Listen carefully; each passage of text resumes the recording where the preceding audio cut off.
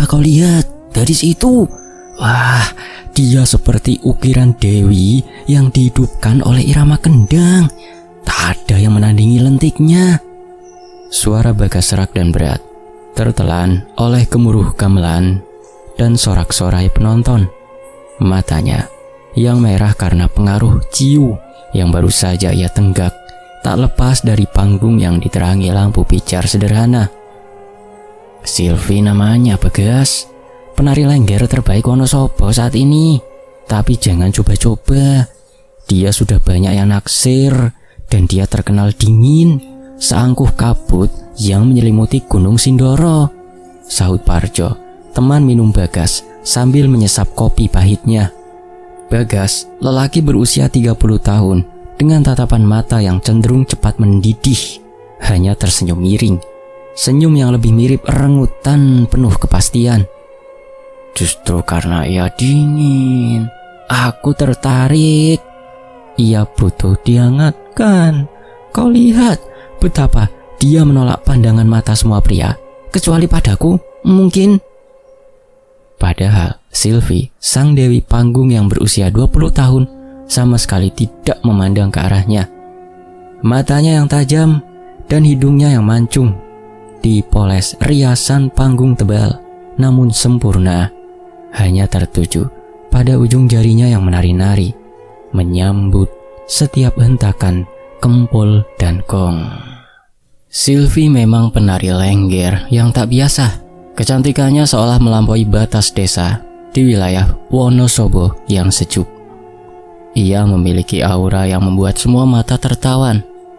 Lekuk tubuhnya yang luas, gerakan pinggulnya yang erotis namun tetap anggun, serta senyumnya yang muncul sekilas menciptakan mitos di kalangan penontonnya bahwa ia adalah titisan bidadari yang turun panggung hanya untuk menghibur manusia fana. Malam itu, di acara sedekah bumi yang meriah, Sylvie menari dengan roh yang menyala-nyala.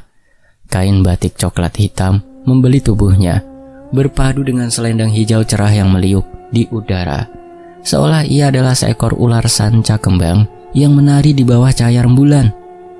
Bagas tidak berbohong. Ia memang suka dengan pertunjukan lengger. Namun, sejak ia pertama kali melihat Sylvie menari 6 bulan lalu, ketertarikannya berubah menjadi obsesi yang menghanguskan. Malam ini, setelah menenggak beberapa gelas, keberaniannya meluap-luap bercampur dengan rasa kepemilikan yang konyol. Tari selesai, Sylvie membungkuk anggun, nafasnya memburu halus. Sorak-sorai meledak. Ia segera turun dari panggung yang terbuat dari bambu dan terpal itu, bergegas menuju bilik kecil di belakang panggung yang berfungsi sebagai ruang ganti dan rias. Bagas bergerak cepat, menerobos kerumunan penonton yang masih bertepuk tangan. Ia mencegat Sylvie tepat di pintu bilik. Aroma keringat, bedak, dan parfum kembang dari tubuh Sylvie beradu dengan bau ciu dan tembakau dari nafas Bagas. Sylvie, panggil Bagas, suaranya sedikit bergema. Sylvie berhenti, wajahnya masih memancarkan kelelahan dan gairah panggung. Ia menoleh, alisnya sedikit serangkat. Iya, ada apa mas? Kau sungguh menakjubkan. Dewi panggung, aku sudah menyukaimu sejak lama Sylvie, sejak 6 bulan lalu. Bagas berujar tanpa basa-basi. Tangan kirinya bergerak nyaris menyentuh lengan Sylvie. Namun Sylvie sikap mundur selangkah. Terima kasih atas pujiannya mas, tapi saya harus bersih-bersih sekarang, jawab Sylvie datar. Suaranya dingin, tak ada jejak keanggunan sang penari. Tunggu. Bagas mencekal pergelangan tangannya. Sylvie terkejut, matanya memancarkan ketidaknyamanan. Aku serius Sylvie, aku ingin menjadi suamimu. Aku punya warisan tanah lumayan di atas. Aku bisa membelikanmu apapun yang kau mau. Kecantikanmu tak pantas hanya untuk panggung desa. Sylvie menarik tangannya dengan sentakan kecil, membuat Bagas kehilangan keseimbangan sejenak. Ia menatap Bagas dari ujung rambut hingga ujung kaki. Tatapan itu bagi Bagas adalah sebuah vonis memalukan. Maaf mas, saya tidak tertarik. Silahkan minggir, saya mau lewat, permisi, kata Sylvie bukan hanya dingin. Nada suaranya mengandung sedikit ejekan yang tersamar, seolah berkata, "Kau bukan levelku." Bagas terpaku. Rasa sukanya yang membuncah seketika berubah menjadi rasa malu yang membakar, diperparah oleh pengaruh alkohol yang mengalir di nadinya. Ia merasa harga dirinya sebagai seorang lelaki dewasa yang berani menyatakan perasaan telah diinjak-injak oleh seorang gadis muda. "Kau menolakku?" Bagas mendesis. Suaranya pelan namun penuh ancaman. "Kau menolakku karena kau cantik? Kau pikir aku lelaki biasa yang tak punya apa-apa?" Sylvie hanya memandangnya sekilas, lalu berbalik dan masuk ke bilik, menutup tirai kain kumal tanpa mengucapkan sepatah kata pun. Ia membiarkan Bagas berdiri sendiri, disaksikan samar-samar oleh beberapa panitia yang kebetulan lewat. Malam itu, Bagas pulang dengan perasaan yang hancur. Namun api dendam di dalam hatinya menyala lebih terang dari lampu panggung Lengger. Bagas tidak bisa tidur. Di ranjangnya, ia terus teringat pada wajah cantik Sylvie dan bagaimana wajah itu berubah menjadi dingin dan menghina saat menolaknya. "Kau hanya seorang Bagas," hatinya mengejek. "Kau hanya seorang penggemar, bukan pangeran yang pantas mendampingi kecantikan Dewi itu." Di benaknya, Sylvie tidak pantas memiliki kecantikan itu jika kecantikan itu hanya digunakan untuk merendahkan orang lain. Kecantikan itu harus dihukum. Ia harus merasakan apa yang ia rasakan, kehinaan yang melumpuhkan. Keesokan sorenya, tanpa membuang waktu, Bagas mengendarai sepeda motornya menuju lereng Gunung Prau ke sebuah dukuh terpencil yang jauh dari keramaian Wonosobo. Ia mencari Mbah Dipo, seorang praktisi spiritual yang terkenal dengan ilmunya yang gelap, yang konon mampu membalikan takdir dan rupa seseorang hanya dengan niat dan sesajen. Mbah Dipo adalah sosok tua renta dengan janggut putih panjang dan mata yang selalu menyala merah, seolah memendam bara api abadi. Gubuknya kecil, dikelilingi pohon beringin tua yang akarnya menjuntai, seperti tirai kelambu yang gelap dan angker. Udara di sekitarnya terasa berat, dingin, dan berbau kemenyan yang bercampur dengan aroma amis yang tak terjelaskan. "Aku datang, Mbah. Aku membawa niat yang harus terlaksana," Bagas berujar, suaranya bergetar antara ketakutan dan tekad. Ia meletakkan amplop tebal berisi uang serta seekor ayam cemani hitam legam di atas tikar pandan yang usang. Mbah Dipo tak langsung menjawab. Ia hanya menggerakkan bibirnya, melafalkan mantra-mantra kuno yang terdengar seperti dengungan lebah raksasa. Asap kemenyan mengepul tebal, membentuk bayangan aneh di sudut gubuk. Gadis penari Lengger. Wajahnya adalah perisainya. Dia menolakmu karena ia merasa tinggi dengan rupanya. Mbah Dipo akhirnya bersuara. Suaranya dalam dan berpasir, seolah ia menelan debu dari kuburan tua. Ia bahkan belum bertanya nama Sylvie, namun ia sudah tahu. Hal ini menambah kengerian Bagas, sekaligus menguatkan keyakinannya. "Iya, Mbah, aku ingin mengambil perisai itu. Aku ingin ia merasakan kehinaan yang lebih parah dari yang kurasakan. Biar ia tahu, rupa hanyalah titipan yang bisa ditarik kapan saja." Bagas memohon, merangkak maju sedikit, menatap mata merah Mbah Dipo yang tanpa kelopak itu. Mbah Dipo tersenyum. Senyumnya memperlihatkan gigi yang menghitam dan jarang. "Ilmu yang akan kupakai adalah santet rupo banyu. Ia akan bekerja dari dalam, menggunakan cermin sebagai gerbangnya. Awalnya, ia hanya akan melihat wajahnya yang lain, wajah yang kau inginkan. Namun setelah hawa dendammu merasuk sempurna, cermin itu akan memecah dan bayangan itu akan menjadi kenyataan yang tak terhindarkan."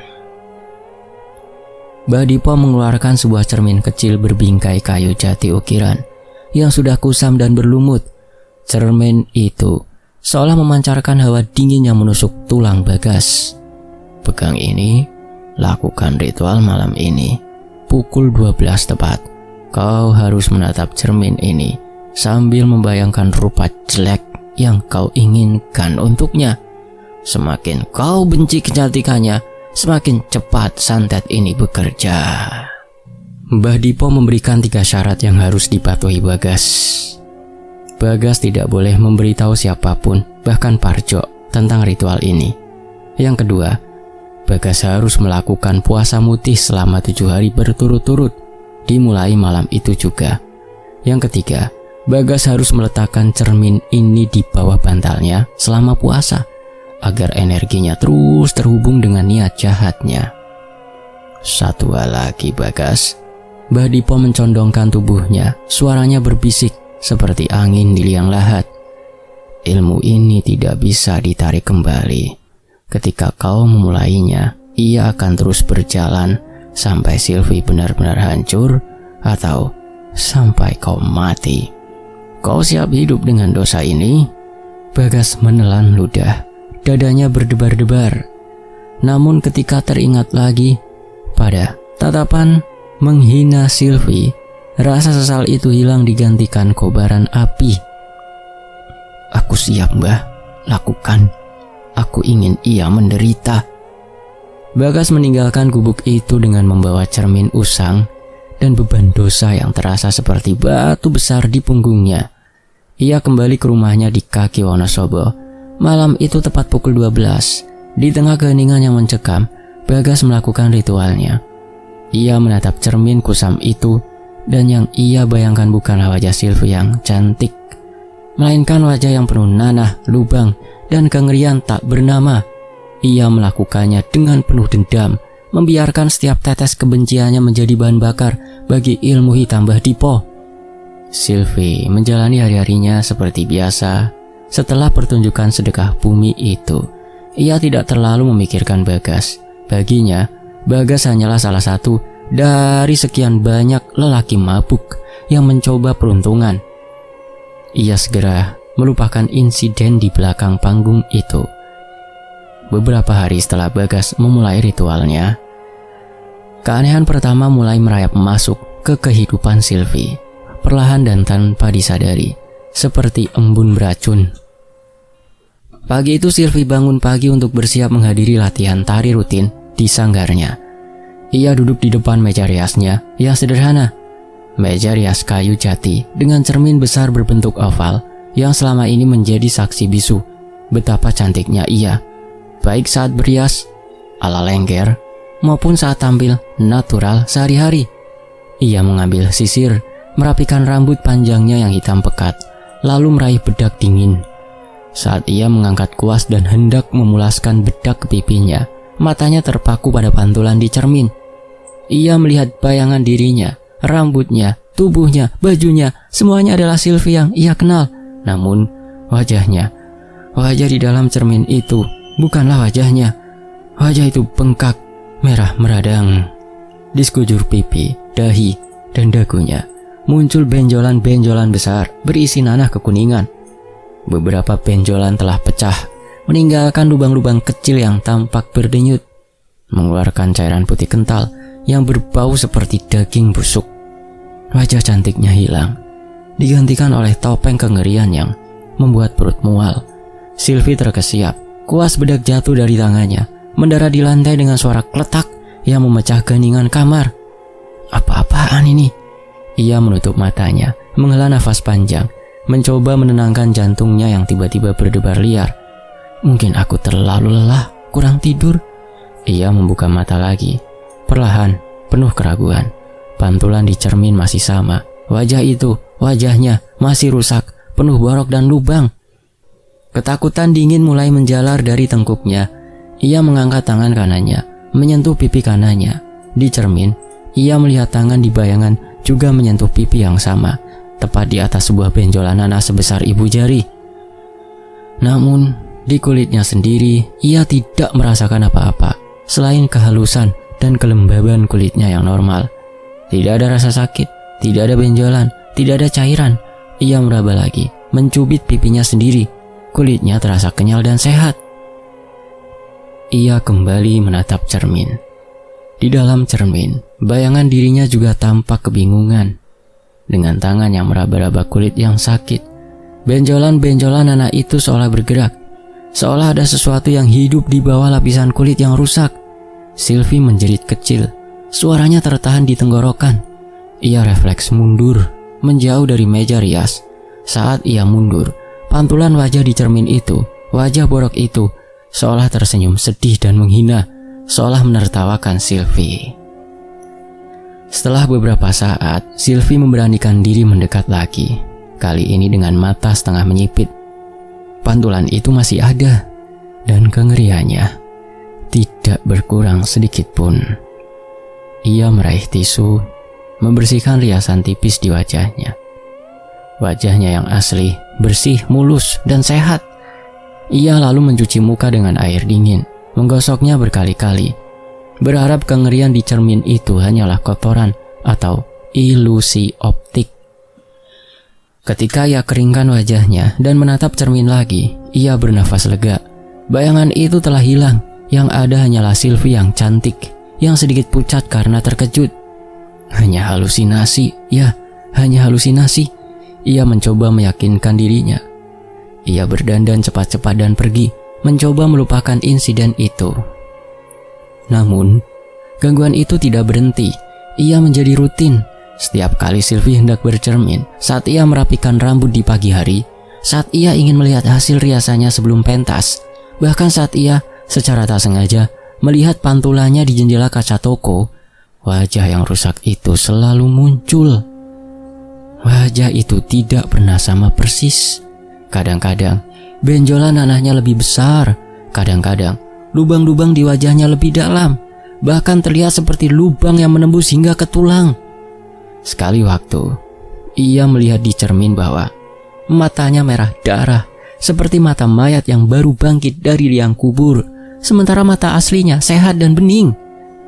Ketakutan psikologi Sylvie mulai menggerogoti. Ia mulai menghindari semua permukaan yang mengkilap. Di rumah, ia menutup cermin di meja riasnya dengan kain batik tebal.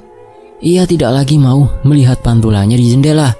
Bahkan ia meminta ibunya untuk membeli gelas keramik yang buram. Karena gelas kaca sering memantulkan bayangan samar di wajahnya. Ia menjadi paranoid. Di sanggar tari, ia selalu menunduk, takut tak sengaja melihat pantulan dirinya di lantai keramik yang mengkilap. "Sylvie, kau kenapa? Tarianmu jadi kaku. Kau seperti takut pada bayanganmu sendiri," tegur Bu Puji, guru tari sekaligus pemilik sanggarnya.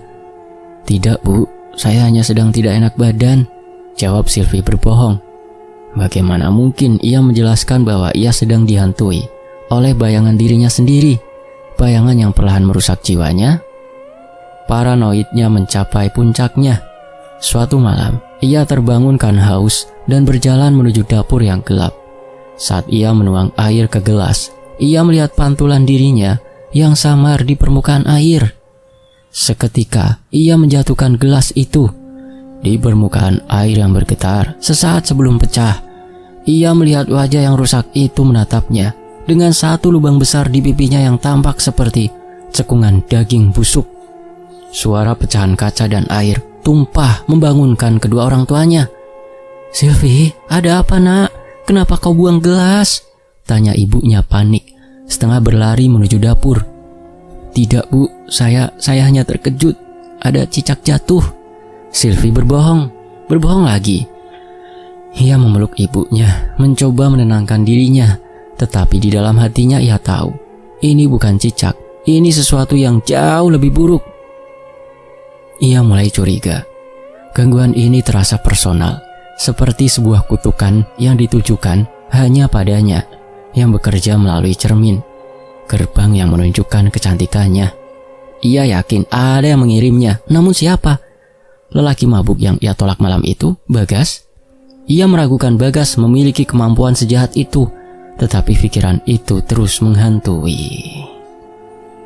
Malam-malam Sylvie kini dihabiskan dengan ketakutan. Ia tidur dengan lampu menyala, dan setiap kali ia bermimpi, ia selalu melihat bayangan dirinya yang rusak.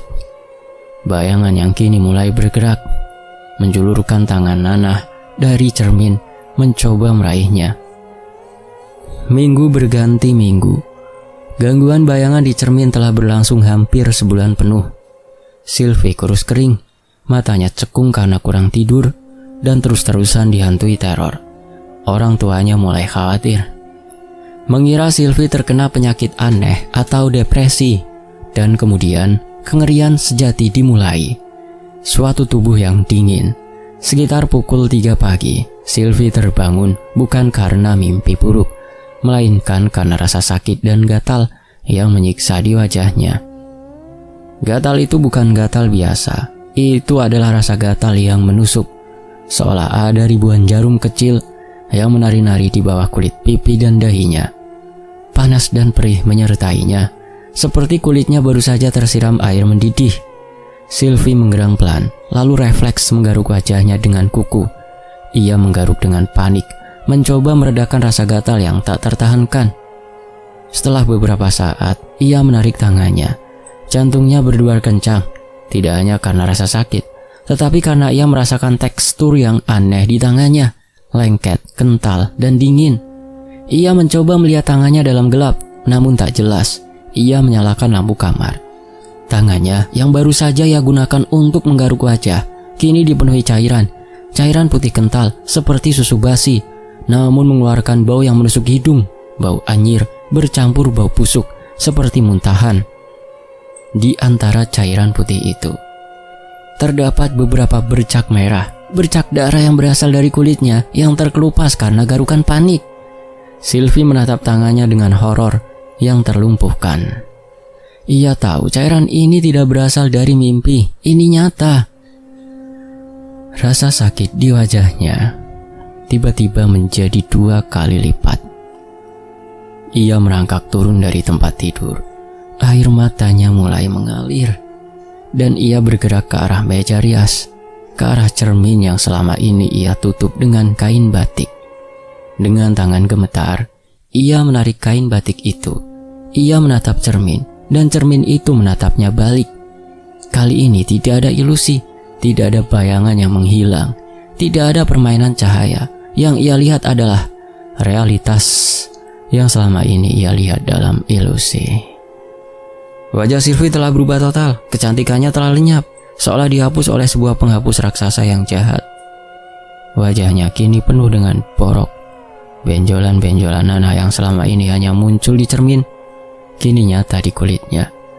Benjolan-benjolan itu pecah dan mengeluarkan cairan membasahi lehernya dan membuat sprei di bawahnya bernoda putih kekuningan. Lubang-lubang kecil yang tampak seperti bekas gigitan tikus bersarang di pipinya, dan dari lubang-lubang itu ia bisa melihat dagingnya yang kemerahan, bengkak, dan membusuk. Kulit di sekitar matanya tampak menghitam dan berkerut, seolah usianya tiba-tiba melonjak 50 tahun. Ia mengangkat tangan, menyentuh wajahnya yang perih. Sentuhan itu terasa sakit luar biasa, dan ia bisa merasakan tekstur kasar dan basah dari kulitnya yang rusak. Sylvie membeku, menatap pantulan dirinya sendiri. Ia menatap ke dalam lubang-lubang di wajahnya, ke dalam mata bayangan yang penuh keputusasaan dan kengerian. Wajah cantik sang Dewi Panggung kini telah menjadi wajah monster. Jeritan Sylvie meledak, jeritan yang bukan berasal dari pita suara manusia normal. Itu adalah jeritan histeris, jeritan yang berasal dari dasar jurang keputusasaan, jeritan yang membuat darah siapapun yang mendengarnya terasa dingin. Jeritan itu membangunkan seluruh rumah. Kedua orang tua Sylvie, Bapak dan Ibu Purnomo, segera mendobrak pintu kamar Sylvie yang tidak terkunci. "Sylvie, ada apa nak? Kau sakit?" tanya Ibu Purnomo panik, langsung memeluk anaknya tanpa melihat kondisi wajahnya. Sylvie terus menjerit, menunjuk-nunjuk cermin dengan tangan yang masih berlumuran nanah. Bapak Purnomo yang baru saja menyalakan lampu melihat Sylvie. Ia melihat wajah anaknya, wajah yang telah ia lihat tumbuh dari seorang bayi mungil menjadi gadis tercantik di desa. Seketika, Bapak Purnomo terhuyung mundur, tangannya menutup mulut, matanya membelalak dengan horor yang tak terlukiskan. Ia tak mampu berucap sepatah kata pun. Reaksinya adalah campuran antara kebingungan, ketidakpercayaan, dan kengerian murni. Ibu Purnomo yang menyadari suaminya diam membeku, melepaskan pelukan Silvi. Ia menatap wajah anaknya. Wajah Silvi, wajah yang selama ini menjadi kebanggaan mereka. Ibu Purnomo tidak menjerit. Ia hanya mengeluarkan suara rintihan yang menyayat hati. Rintihan seorang ibu yang melihat harta paling berharganya dihancurkan oleh kekuatan tak terikat. Ia jatuh berlutut, memeluk kaki anaknya, sementara air mata mengalir deras dari matanya, membasahi kain batik yang dikenakan Silvi. Silvi, ya Tuhan, Silvi, apa yang terjadi padamu, nak? Bisik Ibu Purnomo, suaranya putus asa dan penuh duka. Silvi tak mampu menjawab. Ia hanya terus menangis terseduh-seduh. Tangisan yang bercampur dengan rasa sakit fisik dan kehancuran psikologis yang tak terobati. Ia telah kehilangan segalanya dalam satu malam. Pagi itu berita tentang Silvi tidak mungkin ditutupi. Orang tua Silvi segera membawanya ke rumah sakit di kota Wonosobo. Mereka berharap ada penjelasan medis yang logis. Sebuah alergi parah, infeksi jamur, atau penyakit kulit langka, apapun asalkan ada nama ilmiah yang bisa mereka terima. Di rumah sakit, Silvi dirawat di ruang isolasi. Para dokter dan perawat, meskipun profesional, tidak bisa menyembunyikan keterkejutan mereka saat pertama kali melihat wajah Silvi. Dr. Sastro, seorang ahli kulit senior, menggeleng-gelengkan kepala. Ia telah melihat semua jenis penyakit kulit, dari yang paling umum hingga yang paling langka. Namun ia belum pernah melihat kasus seperti Silvi. Ini bukan seperti infeksi biasa. Kultur jaringan menunjukkan beberapa jenis bakteri, tapi tidak ada yang mampu menyebabkan kehancuran kulit secepat ini, apalagi dalam semalam. Jelas Dr. Sastro sambil menatap hasil lab dengan bingung. Benjolan anak itu tidak hanya di permukaan. Mereka seperti berasal dari lapisan daging yang lebih dalam, dan lubang-lubang itu terus mengeluarkan cairan meskipun sudah dibersihkan berkali-kali. Kulit Silvi tampak seperti bahan yang rapuh, mudah robek dan terkelupas. Kami sudah mencoba antibiotik spektrum luas, steroid dosis tinggi untuk peradangan, bahkan antivirus. Tidak ada yang bereaksi. Lanjut Dr. Sastro. Wajahnya menunjukkan frustasi yang mendalam. Penyakit ini sangat agresif, Bapak. Ini seperti tubuhnya sendiri yang menyerang dan melenyapkan diri dari luar. Beberapa bulan berlalu, wajah Silvi semakin parah. Bagian yang awalnya hanya bernanah, kini menghitam, seperti kulit mati yang melekat. Bau busuk yang keluar dari lubang-lubang di wajahnya semakin kuat, membuat para perawat harus mengenakan masker double. Silvi tidak lagi mampu berbicara dengan jelas. Bibirnya bengkak dan pecah-pecah. Ia hanya bisa menangis diam, menutupi wajahnya dengan sprei. Ia menolak makan, menolak diobati, dan menolak bertemu dengan siapapun, termasuk ayahnya. Hanya ibunya yang dengan sabar merawatnya. Meskipun Bu Purnomo sendiri hampir gila melihat penderitaan anaknya. Bagaimana mungkin? Kami sudah menjual sawah di belakang rumah untuk pengobatan ini, dokter. Katakan apa yang harus kami lakukan? Ratap Bapak Purnomo, air matanya tak terbendung. Dr. Sastro hanya bisa mengangkat bahu dengan sedih. Saya sarankan dibawa ke Jakarta, ke spesialis penyakit tropis yang lebih lengkap. Tapi terus terang Bapak, ini sudah di luar nalar medis saya. Silvi pulang dari rumah sakit tanpa diagnosis, tanpa obat yang manjur, dan dengan biaya pengobatan yang melilit leher keluarganya. Ia kembali ke rumahnya, namun ia bukanlah Silvi yang dulu. Ia menjadi hantu. Ia mengurung diri di kamar yang kini terasa seperti sel isolasi. Jendela itu ditutup rapat. Cermin dilepas dari dinding, dibungkus kain dan disimpan di gudang. Silvi duduk di sudut ruangan, di bawah selimut, menahan rasa sakit, gatal, dan kehinaan yang tak terperikan. Ia tahu kecantikannya telah menjadi kutukan yang mematikan. Kabar tentang Dewi Panggung yang berubah menjadi sosok mengerikan menyebar cepat di Wonosobo. Bisik-bisik tetangga mulai merajalela. Pasti kualat, terlalu sombong dengan rupanya. Mungkin ia menolak jin penunggu panggung. Ia pasti kena wewe gombel. Itu pasti santet. Ada lelaki sakit hati yang mengirimnya. Salah satu tetangga, seorang ibu tua bernama Mbok Minah, yang rumahnya bersebelahan dengan Silvi, merasa sangat kasihan.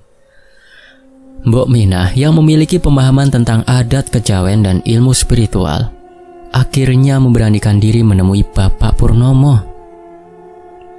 Nyuwun sewu Pak Purnomo, saya bukan mau mendahului Gusti Allah, tapi melihat kondisi Silvi yang sudah bukan wajar ini, sudah waktunya Bapak mencari penanganan yang berbeda, ujar Mbok Minah dengan suara rendah dan hati-hati. Apa maksudmu, Mbok? Saya sudah bawa ke dokter yang terbaik, jawab Bapak Purnomo. Wajahnya lelah dan putus asa. Ini bukan penyakit medis, Bapak. Ini ulah, ini guna-guna tingkat tinggi. Dan di Wonosobo hanya ada satu orang yang saya tahu mampu melawan ilmu gelap sekelas ini, kata Mbok Minah. Siapa, Mbok? Pak Harjo, spiritualis kejawen di desa tersebut, di kecamatan sebelah. Beliau bukan dukun, tapi seorang ahli ilmu sejati. Beliau berusia 50-an saat ini, dan konon ilmunya sudah setingkat dengan para wali. Beliau hanya mau menolong orang yang sudah benar-benar putus asa, jelas Mbok Minah. Saya akan usahakan menghubungi putranya. Kondisi Silvi sudah terlampau parah, harus segera ditangani. Bapak Purnomo yang sudah tidak memiliki harapan lagi, langsung menyetujui. Tolong, Mbok, tolong. Lakukan apa saja. Berapapun biayanya akan saya cari. Saya hanya ingin anak saya kembali. 3 hari kemudian, setelah penantian yang terasa seperti setahun, Pak Harjo akhirnya datang. Pukul 4 sore, udara Wonosobo terasa sangat dingin, dan kabut tebal turun, menyelimuti rumah Silvi, seolah alam semesta ikut berduka atas penderitaan gadis itu. Pak Harjo tiba dengan menumpang mobil pick-up tua yang dikemudikan oleh muridnya. Ia adalah pria berusia pertengahan 50-an, bertubuh sedang, dengan sorot mata yang teduh namun tajam, seolah mata itu mampu menembus lapisan-lapisan realitas kasat mata. Ia mengenakan baju batik coklat tua, sarung, dan belangkon khas Jawa, yang membuatnya tampak seperti guru agama yang bijaksana, bukan seorang praktisi spiritual yang menghadapi ilmu hitam mematikan. Ia disambut oleh Bapak dan Ibu Purnomo yang menyambutnya dengan rasa hormat dan keputusasaan yang mendalam. Selamat datang Pak Harjo, Sugeng Rawuh, matur nuwun, terima kasih sudah mau datang. Kami sudah tidak tahu harus berbuat apa, Pak, kata Bapak Purnomo, nyaris menangis. Sabar, Pak. Semua terjadi atas izin Tuhan. Kita hanya berikhtiar, ujar Pak Harjo. Suaranya tenang dan menyejukkan, seolah mampu meredakan badai di hati pasangan itu. Sebelum masuk ke rumah, Pak Harjo berdiri sejenak di halaman. Ia memejamkan mata, menghirup udara dingin. Kemudian ia membuka matanya, dan wajahnya tampak berubah serius. Rumah ini diselimuti hawa yang sangat kotor, Bapak. Energi kegelapan yang pekat. Ini bukan sekedar sakit biasa, Pak Harjo menegaskan. Ilmunya sudah berakar dalam. Kita harus berhati-hati.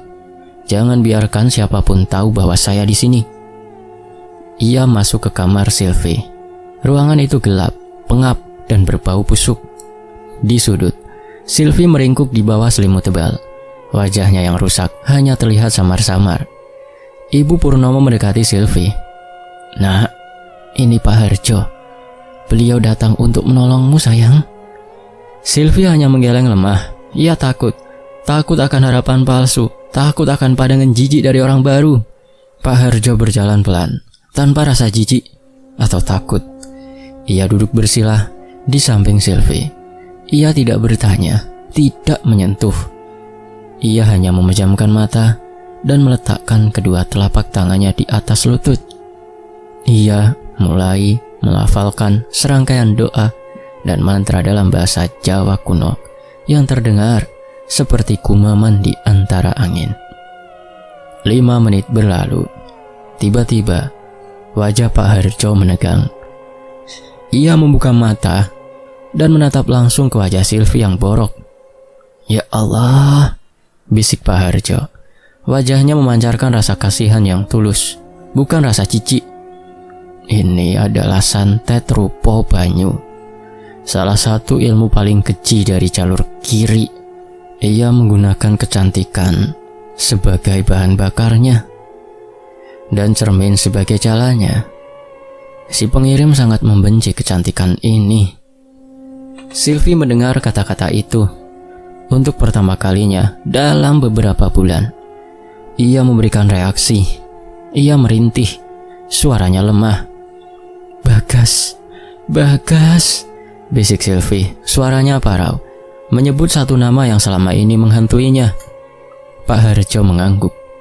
"Iya nak, tapi kita tidak perlu mencari siapa pelakunya sekarang. Kita harus selamatkan ragamu dulu." Pak Harjo meminta Ibu Purnomo menyiapkan beberapa perlengkapan. Air 7 sumur, air dari 7 sumber mata air berbeda, 7 lembar daun sirih yang masih muda, dan 1 baskom air hangat. Ketika semua sudah disiapkan, Pak Harjo memulai ritualnya.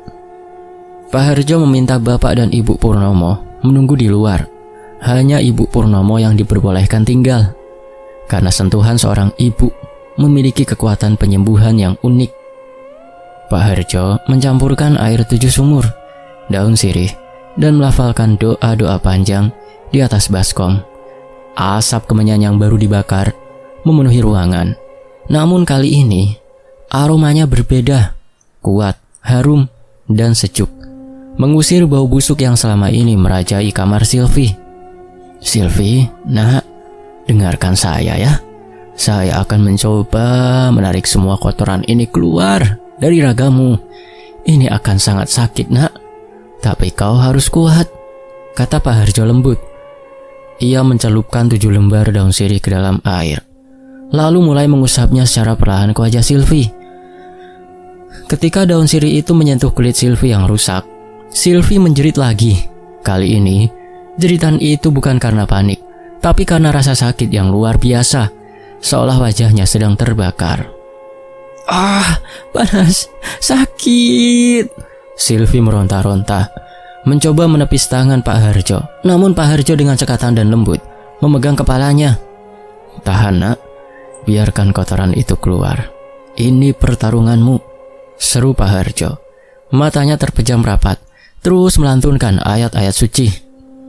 Dari benjolan nanah yang diusap, cairan putih kental menyembur keluar lebih banyak, berbau lebih busuk, bahkan kini bercampur dengan sedikit darah kotor berwarna hitam. Bau busuk itu semakin kuat, membuat Ibu Purnomo yang ada di sana harus menutup hidung dan menahan mual. Ketika Pak Harjo mengusap dahi Sylvie, Sylvie tiba-tiba terdiam. Matanya membelalak, bukan menatap Pak Harjo, melainkan menatap ke langit-langit kamar. Tatapannya kosong, namun penuh kebencian. Suaranya berubah. Suara yang keluar dari tenggorokan Sylvie kini serak, berat, dan dalam, seperti suara Bagas, sang pengirim. Tua bangka, jangan kau ganggu jalan kekuatanku. Gadis ini adalah milikku. Ia harus menderita. Ini hukuman karena ia telah merendahkanku." Suara itu bergema, bukan hanya di kamar, tapi terasa bergetar di seluruh rumah. Pak Harjo tidak terkejut. Ia membuka matanya, menatap lurus ke mata Sylvie yang kini berwarna merah pekat, seperti mata Mbah Dipo. "Aku bukan musuhmu, Bagas. Aku hanya mengembalikan apa yang bukan hakmu. Kau mengambil titipan Tuhan dengan cara yang kotor," kata Pak Harjo tenang. Suaranya tetap lembut, namun mengandung kekuasaan spiritual yang tak terbantahkan. Dia layak menderita. Kecantikan ini hanya untukku. Jika bukan untukku, ia tak boleh untuk siapapun. Suara Bagas yang merasuki Sylvie berteriak lagi, penuh amarah dan rasa posesif yang gila. Rupa adalah titipan yang sementara. Kau menghancurkannya untuk memuaskan ego sesaat. Dosamu terlalu besar, Bagas. Aku tidak melawanmu. Aku melawan energi kotor yang kau tanam di raganya. Pak Harjo menarik nafas dalam-dalam. Ia mengambil segenggam air suci. Dan dengan sukarela, ia berkata, Keluar kau jin laknat. Keluar dari raga suci ini. Kembali kepada pengirimmu. Biur. Air suci itu disiramkan ke wajah Sylvie. Sylvie menjerit lagi. Jeritan yang berbeda dari sebelumnya. Ini adalah jeritan kesakitan dari makhluk gaib yang terbakar. Tubuhnya kejang-kejang hebat di atas kasur. Cairan dari wajahnya menyembur ke segala arah. Ibu Purnomo menutup matanya. Tak sanggup melihat pemandangan mengerikan itu. Pak Harjo terus melantunkan ayat-ayat suci dengan kecepatan tinggi. Energi di dalam kamar terasa tegang, seolah dua kekuatan besar sedang bertarung, memperebutkan jiwa Sylvie. Setelah beberapa menit kejang, tubuh Sylvie menjadi lemas, matanya kembali normal. Tetapi ia jatuh pingsan karena kelelahan dan rasa sakit. Pak Harjo menghela nafas panjang. Keringat membasahi belangkonya. Ia memandang Ibu Purnomo yang ketakutan. Tenang ibu. Roh kotornya sudah keluar. Tapi ilmu itu sudah mengakar di jaringan kulit dan darahnya. Kita baru menang pertarungan pertama, kata Pak Harjo. Lalu apa yang harus kami lakukan, Pak? Tanya Bu Purnomo gemetar. Kita harus melanjutkan ritual ini selama 7 hari berturut-turut. Setiap pagi, ibu harus mengusap wajahnya dengan air rebusan daun kelor dan garam. Setiap malam, saya akan datang untuk menarik sisa-sisa energi kotor yang masih bersembunyi di pori-pori kulitnya. Jelas Pak Harjo. Satu hal lagi. Pak Harjo menatap ke arah cermin yang tidak ada. Ilmu ini bekerja melalui cermin. Jadi, selama pengobatan, rumah ini tidak boleh ada cermin. Jika ada, ia akan menjadi pintu masuk lagi bagi Bagas dan jasad kotornya. Bahkan kalau bisa, jangan biarkan Sylvie melihat pantulan air yang jernih sekalipun. Bapak Purnomo masuk ke kamar. Wajahnya pucat. Ia melihat Sylvie yang kini terlelap. Wajahnya masih rusak, namun sorot matanya sudah kembali normal. Kami akan melakukan apapun Pak Harjo, asal Sylvie sembuh, kata Bapak Purnomo penuh tekad. Pak Harjo mengangguk. Saya akan kembali malam besok. Malam ini, biarkan ia beristirahat. Kemenangan pertama ini sangat menguras energinya, ya. Sementara itu, Bagas yang berada di rumahnya di Wonosobo juga merasakan sesuatu yang aneh.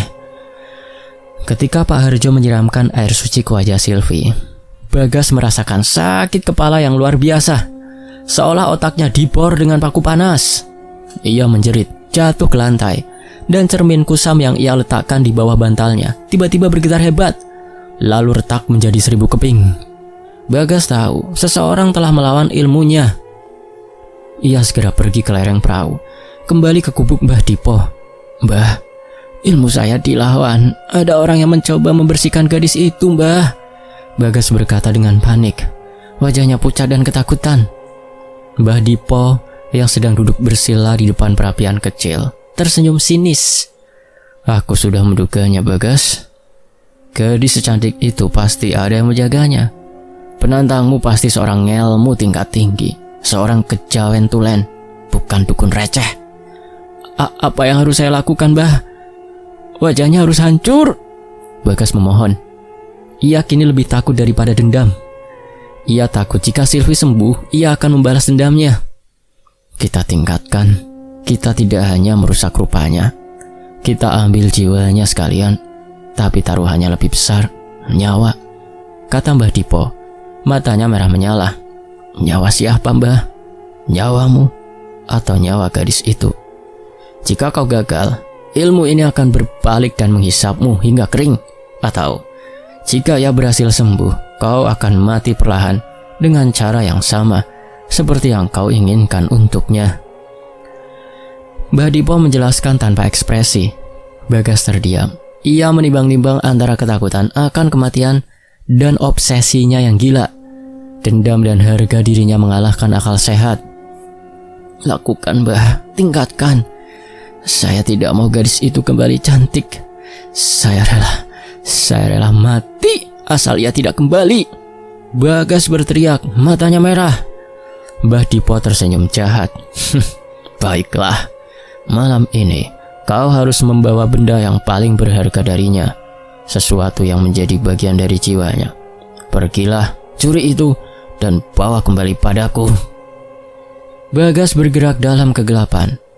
Ia menyelinap ke rumah Silvi saat malam telah larut. Rumah itu dijaga ketat oleh Bapak Purnomo dan beberapa kerabat. Bagas tahu, ia tidak bisa masuk. Ia berjalan mengelilingi rumah, mencari celah sampai matanya tertuju pada sebuah kandang ayam di belakang rumah. Di sana, di sudut kandang, tergantung sepasang sepatu dari Lengger berwarna merah muda yang telah usang. Itu adalah sepatu pertama Silvi yang ia simpan sebagai pengingat akan awal karirnya. Dan ia selalu membawanya saat pentas untuk mendapatkan keberuntungan. Bagas tahu, itu adalah benda yang paling berharga bagi Silvi. Jiwanya ada di dalam sepatu itu. Dengan hati-hati ia mengambil sepatu itu dan membawanya kembali kepada Mbah Dipo. Di gubuk angker, Mbah Dipo menaruh sepatu itu di atas sesajen, melumuri sepatu itu dengan darah ayam cemani, dan mulai membaca mantra panjang yang membuat Bagas merinding. Sekarang Bagas, energi dari sepatu ini akan membuat santetmu mengakar di sumsumnya. Ia tidak hanya akan merusak kulit, ia akan merusak seluruh jiwanya. 3 hari lagi, ia akan mulai menari lagi. Tetapi tariannya akan menjadi tarian kematian, bisik Mbah Dipo. Sementara itu, 3 hari ritual yang dilakukan Pak Harjo berjalan dengan intens. Wajah Silvi mulai menunjukkan kemajuan, meskipun sangat sedikit. Nanah dan cairan busuk mulai berkurang, digantikan oleh kulit kemerahan yang bengkak, tetapi tidak lagi mengeluarkan bau sekuat sebelumnya. Namun, di hari ketiga, sesuatu yang menakutkan terjadi. Pagi itu Silvi tiba-tiba bangun dari tidurnya. Matanya terbuka lebar. Ia tidak lagi merintih atau menangis. Wajahnya yang bengkak dan rusak kini memancarkan ekspresi yang aneh, kosong, namun dengan senyum tipis yang menakutkan. Ia bangkit dari tempat tidur, berjalan menuju sudut kamar. Silvi, kau mau kemana, nak? Jangan bergerak dulu, kata Bu Purnomo kaget. Silvi tidak menjawab. Ia hanya terus bergerak, mencari sesuatu. Matanya tertuju pada lemari pakaian. Ia membuka lemari itu dan mengambil selendang tari Lengger berwarna hijau cerah.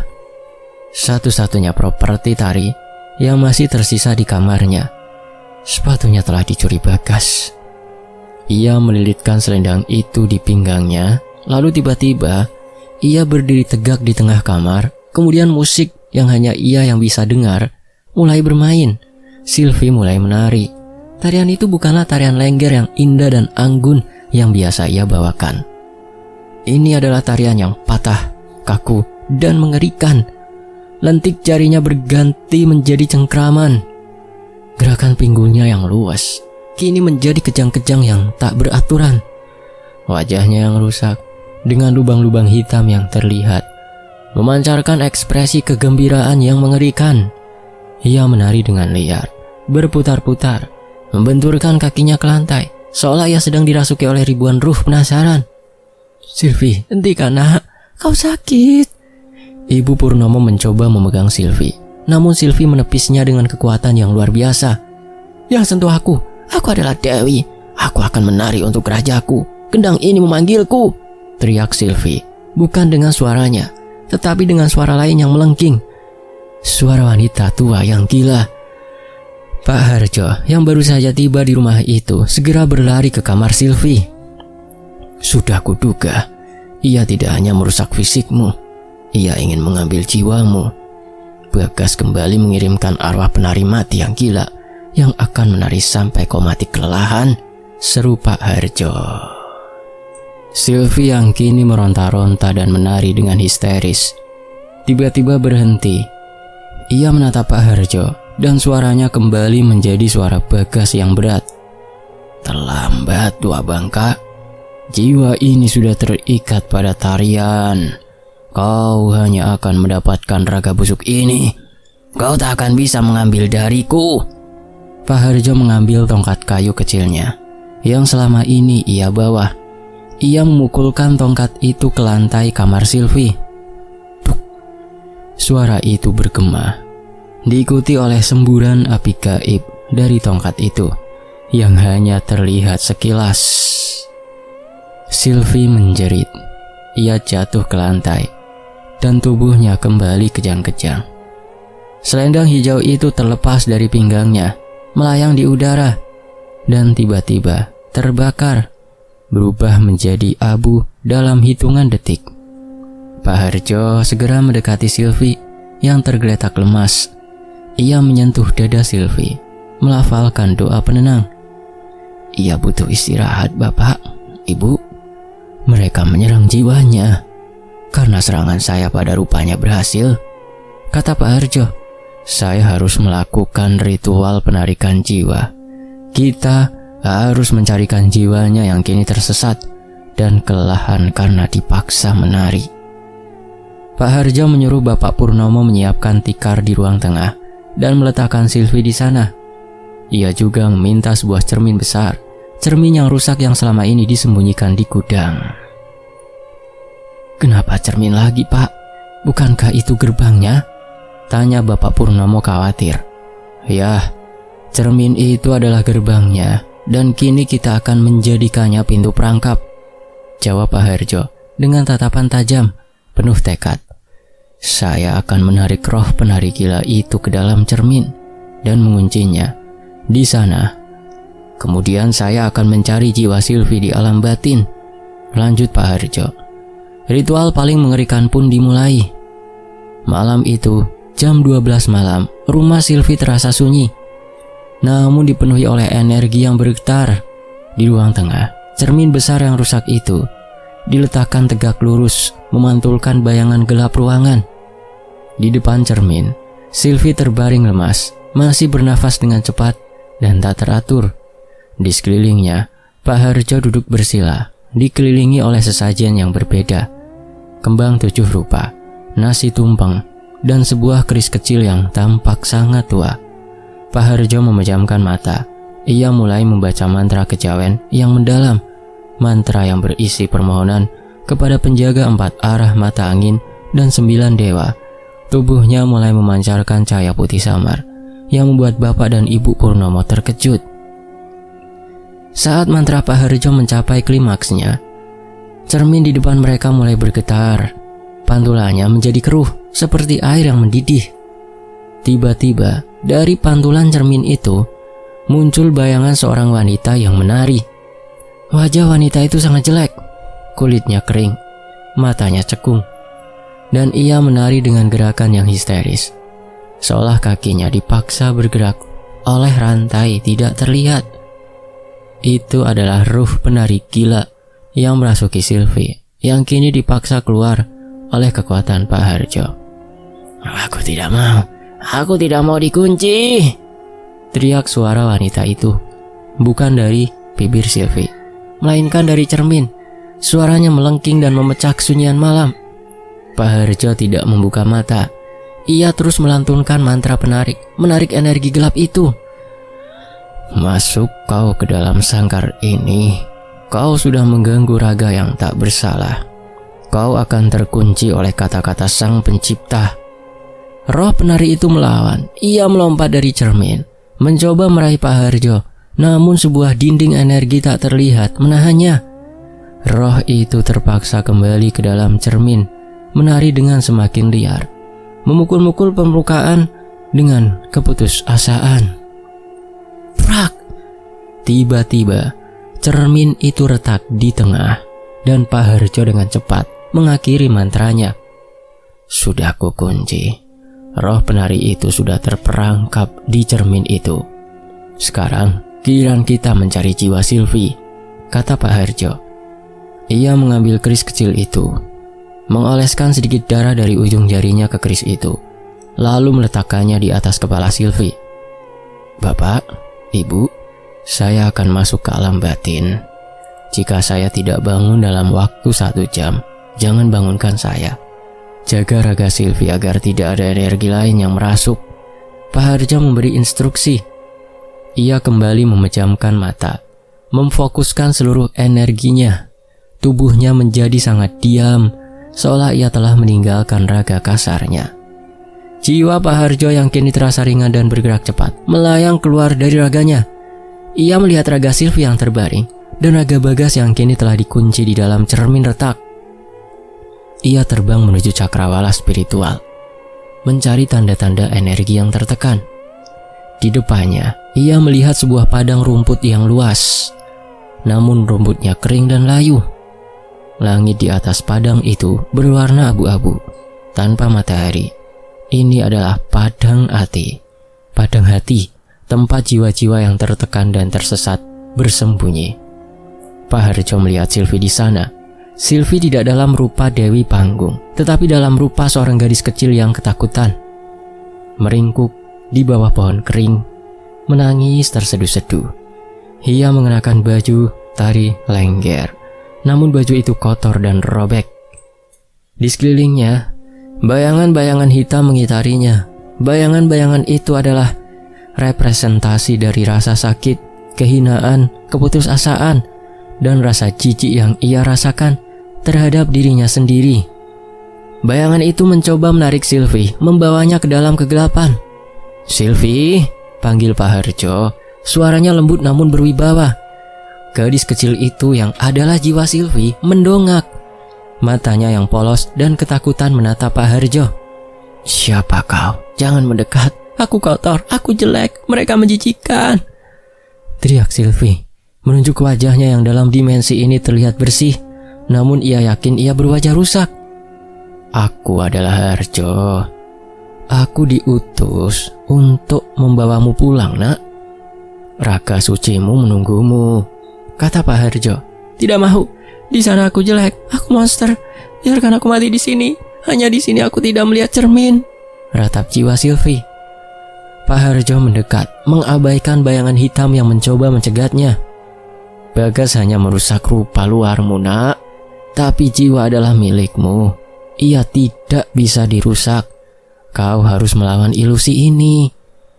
Saat Pak Harjo mendekat, bayangan hitam di sekitar Sylvie bereaksi. Mereka berubah bentuk menjadi sosok-sosok yang dikenal Sylvie.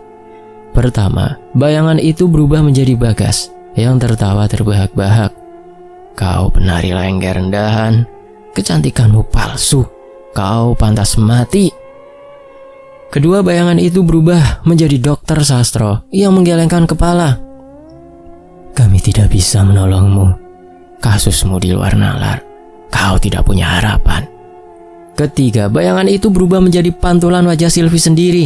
Wajah yang rusak, yang tertawa histeris. "Aku adalah kau. Aku adalah masa depanmu. Kau tak bisa lari dariku." Pak Harjo mengangkat tangannya. Cahaya putih yang memancar dari tubuhnya semakin kuat. "Di sini aku berkuasa. Aku adalah penolongnya. Kembali kau ke dalam kegelapan." Bayangan-bayangan itu menjerit dan mundur, takut pada kekuatan spiritual Pak Harjo. Pak Harjo berlutut di depan jiwa Sylvie. "Nak, kau harus kembali. Kau cantik, selalu cantik. Kecantikanmu tidak ada di cermin atau di kulit. Kecantikanmu ada di gerakan tarimu, di senyum tulusmu. Percayalah, kau harus kembali dan melawan Bagas, melawan rasa malu itu." Jiwa Sylvie ragu. Ia menatap Pak Harjo, lalu ke arah bayangan hitam yang kini telah kembali ke bentuk aslinya. "Aku takut, Pak Harjo. Aku tidak kuat," bisik Sylvie. "Aku akan menolongmu. Sekarang pegang tanganku. Kita kembali ke Wonosobo." Pak Harjo mengulurkan tangannya. Dengan keberanian yang tersisa, Jiwa Silvi meraih tangan Pak Harjo. Seketika, padang ati itu lenyap dan Pak Harjo kembali ke raga kasarnya di ruang tengah rumah Silvi. Pak Harjo membuka mata. Ia melihat Bapak dan Ibu Purnomo yang menatapnya dengan cemas. "Sudah kembali, Bapak. Jiwa Silvi sudah saya bawa kembali. Sekarang giliran raga ini yang harus kita sembuhkan," kata Pak Harjo. Ia terlihat lelah, namun matanya memancarkan kepuasan. Saat itu juga, Silvi yang terbaring lemas tersentak. Ia membuka mata.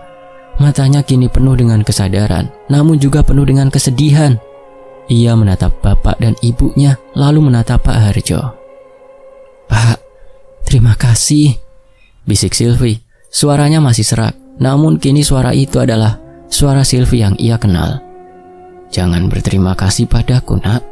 Terima kasihlah pada dirimu sendiri, karena kau berani melawan rasa malu dan takutmu," balas Pak Harjo. Malam itu, Pak Harjo mengajarkan Silvi sebuah amalan spiritual. Setiap pagi, sebelum matahari terbit, kau harus berdiri di depan cermin retak itu. Meskipun kau melihat wajahmu yang rusak, kau harus mengucapkan, "Rupa adalah titipan, jiwa adalah kekal. Aku terima diriku dan aku tolak kutukan ini." Kau harus melakukannya dengan keyakinan penuh. Instruksi Pak Harjo. "Ini adalah terapi spiritual, Nak. Ilmu itu hidup dari rasa malu dan ketidakpercayaan dirimu. Dengan kau menerima dirimu yang sekarang, kau akan mematikan energi ilmu Bagas," jelasnya. Silvi mengangguk. Ia setuju untuk melakukannya. Pak Harjo kemudian menatap cermin yang retak itu. "Saya akan mengunci cermin ini di gudang. Selama Silvi belum sembuh total, jangan buka cermin ini.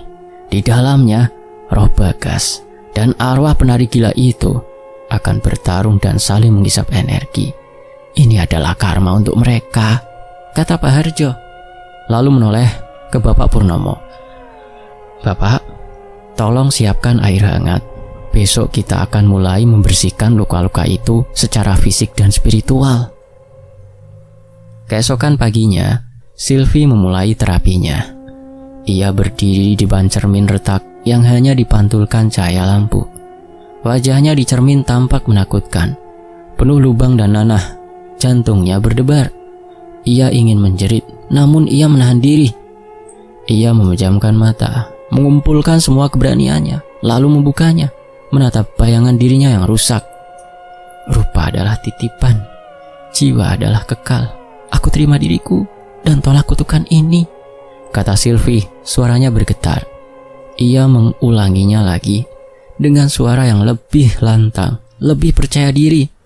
"Rupa adalah titipan, jiwa adalah kekal. Aku terima diriku dan aku tolak kutukan ini."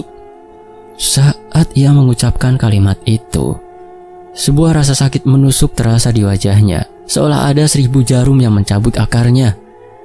Pak Harjo kembali datang. Kali ini ia membawa minyak kelapa yang sudah ia ritualkan selama 7 hari dan beberapa batang dupa dari kayu cendana. "Kita mulai pembersihan fisik, Silvi," kata Pak Harjo. Ia meminta Bu Purnomo merebus air dengan campuran daun sirih, daun kelor, dan garam kasar. Air itu digunakan untuk membasuh wajah Silvi yang rusak. Saat air itu membasuh wajah Silvi, rasa sakit itu kembali datang. Kali ini lebih parah, seolah lapisan kulitnya dikelupas hidup-hidup. Setelah dibasuh, Pak Harjo mulai mengoleskan minyak kelapa yang telah ia ritualkan. Minyak itu berbau harum, namun saat menyentuh luka Silvi, luka itu tampak bereaksi. Dari lubang-lubang di wajah Silvi, kini bukan lagi nanah, melainkan cairan kental berwarna hitam pekat yang keluar, berbau sangat amis dan apek, seperti tanah kuburan. Cairan itu adalah sisa-sisa energi hitam yang mengendap di lapisan kulitnya. Silvi hanya bisa menahan nafas dan mengepalkan tangan, menahan rasa sakit yang luar biasa. Ia tahu, rasa sakit ini adalah harga dari kesembuhan. "Teruslah bersabar, Nak. Kita harus mengeluarkan semua akar kebusukan ini," kata Pak Harjo. Ritual ini berlangsung selama 3 jam. Setelah selesai, Sylvie merasa sangat lemas. Namun saat ia melihat bayangan dirinya di dalam baskom air yang kotor, ia melihat sesuatu yang berbeda. Wajahnya masih rusak, namun lubang-lubang itu tidak lagi hitam. Mereka tampak kemerahan, seperti luka yang baru saja dijahit. Dan di sekeliling luka itu, tampak kulit yang lebih bersih, mencoba tumbuh. Lihat Sylvie, raga ini berjuang, raga ini kuat. Ia tidak mau mati, ujar Pak Harjo, tersenyum bangga. Hari-hari berikutnya dihabiskan dengan perawatan spiritual dan fisik. Sylvie tetap mengamalkan ritual cermin di pagi hari, dan Pak Harjo selalu datang di malam hari untuk membersihkan dan mengoleskan minyak suci.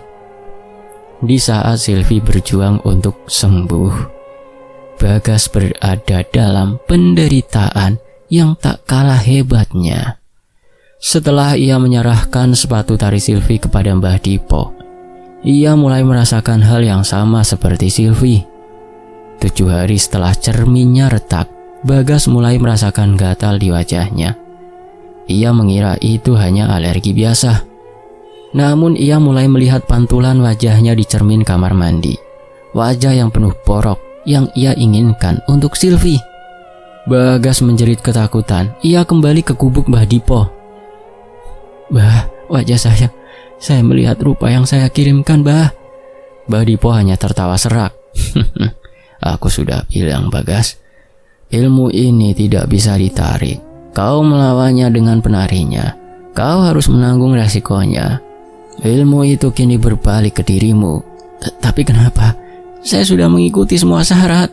"Kau telah mengirimkan energi kebencian yang terlalu besar, Bagas. Kebencianmu itu seperti racun yang kini tak menemukan jalannya. Jadi ia kembali ke sumbernya. Itu adalah karma rupamu," jelas Mbah Dipo. Mbah Dipo yang kini juga merasa terancam memutuskan untuk tidak lagi menolong Bagas. "Aku hanya bisa menolongmu agar kau tidak mati sekarang. Tapi untuk menyembuhkanmu, aku angkat tangan. Aku tidak bisa. Ilmu yang kau kirimkan terlalu kuat." Mbah Dipo memberikan Bagas sebuah jimat penangkal yang ia klaim bisa memperlambat proses kehancuran. Namun dengan syarat, Bagas tidak boleh lagi melihat cermin, tidak boleh melihat bayangannya di air, dan ia harus hidup dalam kegelapan. Bagas pulang. Wajahnya kini mulai berubah secara nyata, seperti yang dialami Sylvie beberapa bulan lalu. Ia kehilangan nafsu makan, ia kehilangan pekerjaannya, dan ia kehilangan semua warisan yang ia punya untuk membayar Mbah Dipo. Bagas menjadi orang gila, bersembunyi di dalam kamar gelapnya, takut melihat bayangan wajahnya sendiri. Ia hidup dengan penderitaan dan penyesalan yang mendalam. Ia tahu, ia telah menukar nyawanya sendiri, hanya untuk memuaskan ego sesaat yang didorong oleh alkohol dan rasa malu yang konyol. 1 bulan berlalu. Wajah Sylvie kini sudah jauh lebih baik. Benjolan nanahnya telah kering, dan lubang-lubang di wajahnya telah menutup, meninggalkan bekas luka parut yang kemerahan, namun tidak lagi busuk. Secara fisik ia telah sembuh, namun luka batinnya masih ada. Suatu malam, Pak Harjo datang dan tersenyum. "Secara fisik, Sylvie sudah sembuh. Sekarang kita sembuhkan luka batinnya, kita kembalikan kepercayaan dirinya." Pak Harjo menyuruh Sylvie berdandan yang ia suka. Sylvie ragu, namun ia melakukannya. Setelah selesai, Pak Harjo membawa Sylvie keluar. Di halaman rumah, di bawah rembulan, Pak Harjo telah menyiapkan 1 set gamelan sederhana dan seorang penabuh kendang muda. "Aku minta kau menari, Sylvie. Menari dengan wajahmu yang sekarang. Tarianmu adalah penyembuh jiwamu," kata Pak Harjo. Sylvie terdiam. Ia menatap wajahnya sendiri. Lalu ia menatap Pak Harjo. Ia tahu ini adalah ujian terakhirnya. Kendang mulai ditabuh. Perlahan, dengan irama yang mendayu-dayu, Sylvie menutup matanya. Ia membayangkan dirinya kembali ke padang ati. Ia melihat gadis kecil yang ketakutan, yang kini berdiri tegak. Sylvie mulai menari. Tarian itu lambat, penuh keraguan di awal. Namun perlahan, Seiring dengan alunan musik yang semakin cepat, tarian Sylvie menjadi lebih kuat. Ia menari dengan keanggunan, dengan luas, dan dengan semangat yang selama ini hilang. Ia menari bukan untuk Bagas, bukan untuk penonton, tetapi untuk dirinya sendiri.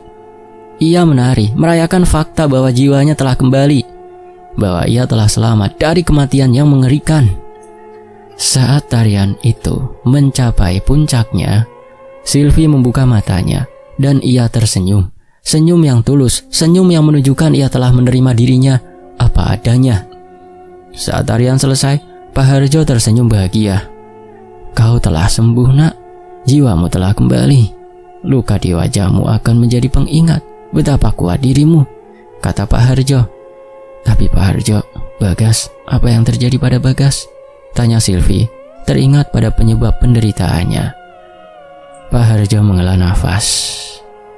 Hukuman Bagas sudah dimulai, nak. Ilmu itu telah kembali kepadanya.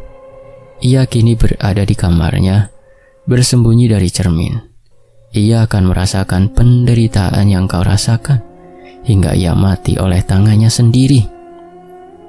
Satu hal lagi, Sylvie, kecantikan lenggermu telah kembali, tetapi kini ia bersemayam di jiwamu, bukan di rupamu.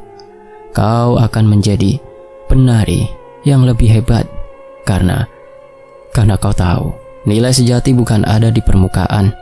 Pesan Pak Harjo. Ia meminta Bapak Purnomo mengambil cermin retak itu dari kuda. Cermin itu kini terlihat retak di segala arah, dan pantulannya telah hilang. Ini adalah sangkar hantu. Sekarang aku akan membawanya ke tempat yang aman. Kehidupan kalian kembali normal, kata Pak Harjo. Beberapa bulan kemudian, Sylvie kembali ke panggung. Ia kembali menari lengger, bukan lagi di panggung sederhana di Wonosobo, tetapi di panggung-panggung yang lebih besar, di kota-kota lain di Jawa Tengah. Wajahnya masih memiliki bekas luka parut. Ia tidak bisa lagi menipu siapapun bahwa ia adalah Dewi Rupa yang sempurna. Namun ia kini menari dengan jiwa yang lebih dalam. Tarian Sylvie kini memancarkan kekuatan, ketabahan, dan keanggunan yang tidak bisa dihancurkan oleh ilmu hitam manapun. Penonton tetap mencintainya karena mereka melihat keindahan yang berbeda. Keindahan dari seorang wanita muda yang berhasil mengalahkan takdir terburuknya. Sylvie tahu, ia kini menari bukan untuk mencari pujian dari lelaki mabuk atau untuk memamerkan kecantikannya. Ia menari untuk merayakan hidupnya, untuk merayakan kekuatan jiwanya, dan untuk mengenang Pak Harjo, sang penyelamat. Di Wonosobo, kabar tentang Bagas menjadi kenyataan. Ia ditemukan tewas di kamar gelapnya. Wajahnya hancur dan tubuhnya kurus kering akibat penyakit kulit yang aneh dan misterius. Ia mati dalam penyesalan dan ketakutan. Sylvie yang kini dijuluki Lengger Parut, sang penari berparut, tahu bahwa ia telah memenangkan pertarungan itu. Ia telah belajar bahwa kecantikan sejati tidak akan pernah bisa dihancurkan, karena ia tidak terletak di permukaan kulit, melainkan jauh di dalam jiwa yang tangguh. Ia melihat cerminnya yang baru, yang kini ia letakkan di kamar. Ia tidak lagi melihat monster di sana. Ia melihat seorang wanita muda yang kuat, dengan bekas luka sebagai medali kehormatan. Selesai. Demikianlah sebuah kisah Pak Harjo yang ditulis oleh Mas Rian dalam judul Lengger Kembang Berdarah. Sampai jumpa di kisah berikutnya. Terima kasih semuanya. Wassalamualaikum. Tetap di Fakta Sejarah. Alhamdulillah.